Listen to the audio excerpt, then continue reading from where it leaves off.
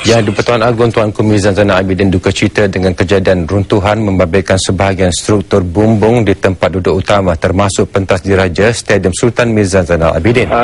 Masa hari kejadian itu saya dah sampaikan sembah maklum kepada Yang di-Pertuan Agong, dan pada hari ini saya telah pun menyembahkan maklumat kepada si Perkebunian Yang di-Pertuan Agong sampai hari ini, termasuk gambar-gambarnya sekali.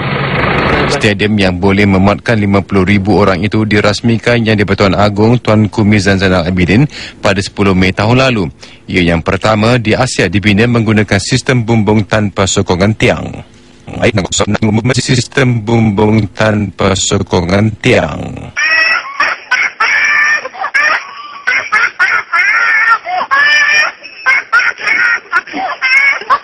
Kita sudah tiada masa. Krisis ekonomi yang melanda adalah di luar dugaan, malah ia merupakan krisis yang terburuk semenjak kemelut The Great Depression.